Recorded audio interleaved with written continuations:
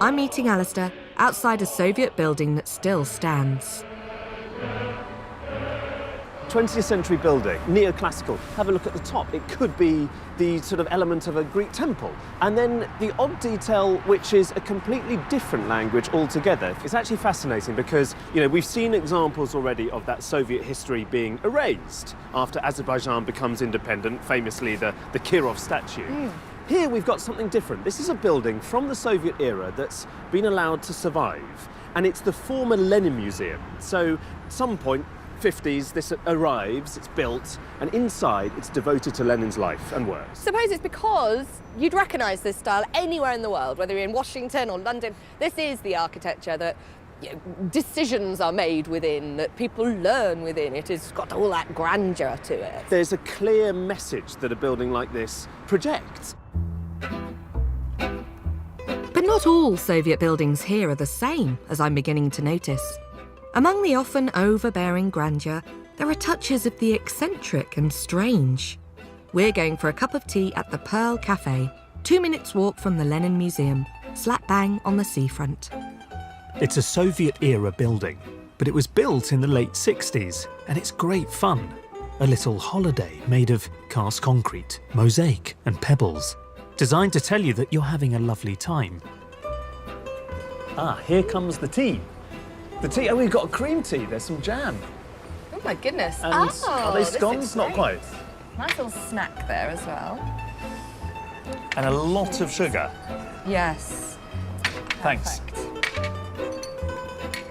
Nina's Polish background means she's already familiar with different ways of doing tea. I turned to her for advice.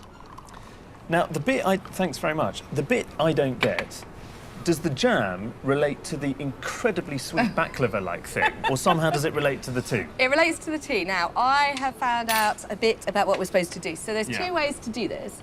Obviously, you can see the tea, you don't have milk. You can have a lemon, in fact, I will so far quite standard, put some lemon in. Let's Want do a piece that. of lemon? Absolutely. And then you put some jam. Oh my Not gosh. in the tea? No, on the side like this. Go on, you've got to have a bit. OK, so let's get a couple of strawberries, yeah? Yeah, OK. Take a little bit of jam on your teaspoon. Hang on. Oh, gosh, I can't break it up. Mix it in? No, don't put it in the drink. Put it in your mouth. You put it in your mouth, right, and then fine. I can do that. then you strain the tea through it. OK? So you don't swallow? This is the idea, right? Jam in, sip. Kind of suck. All right. I mean, it's lovely jam. Oh, that's good. That is nice. It's quite sick. It is quite sickly. No, I like it. When you're allowed to swallow the strawberry, this is weird. It's a good combo. I like it. Anyway, I'm going to have a bit more. But this site is important too because while it could be used as a place for feasting, there's also something underneath that's quite interesting.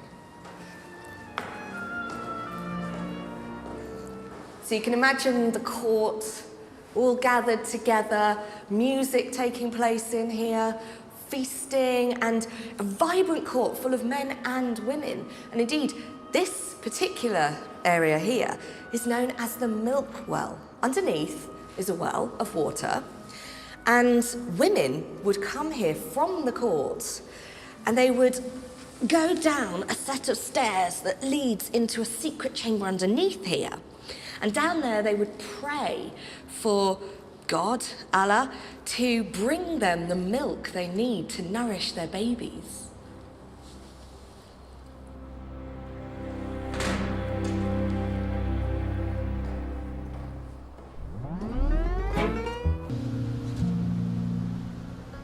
We're back in town. Before we go, we're heading for a performance of Azerbaijan's national folk music, Mugam. We're expecting fire here too. I've heard its spirit is captured in a line by a 16th century Azeri poet. May my miserable soul be lit by the fire of love.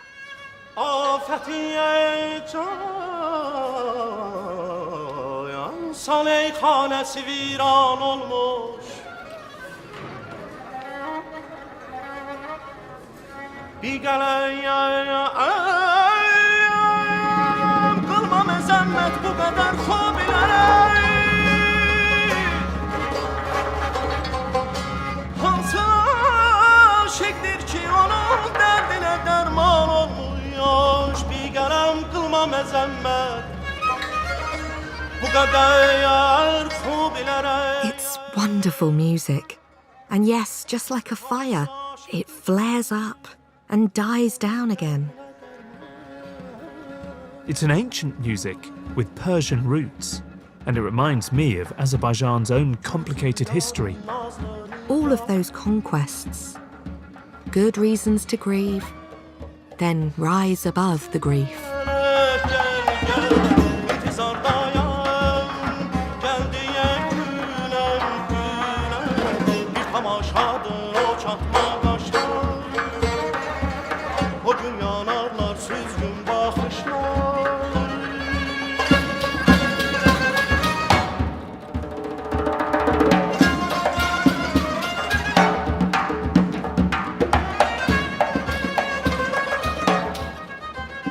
We have come out of a beautifully warm Mugam club. Can I say this is madness? Yeah. I don't know about you, but you know, this was, of all the places we've been to, the city I knew least about before coming. I think what's really struck me is that its location on the edge of the Caspian, looking north towards Russia, looking west towards Europe and Turkey, and then east towards the Islamic world, all of that has had an impact on the identity of Azerbaijan.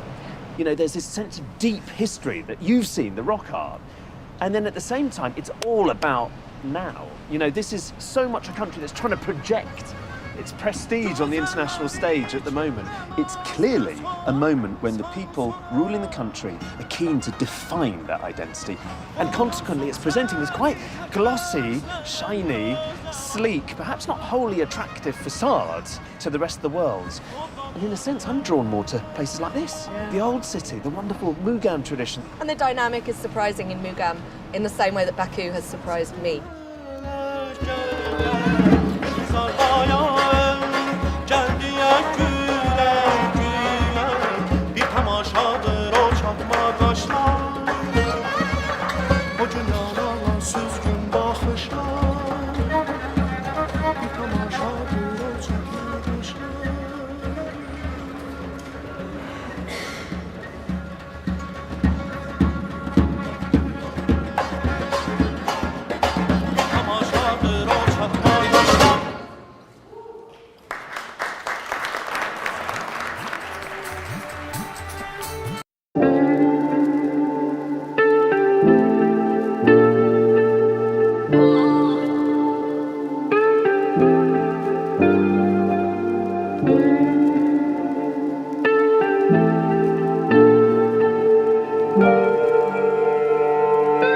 Istanbul, where Ragi Omar reveals two very different sultans in the Ottomans, Europe's Muslim emperors.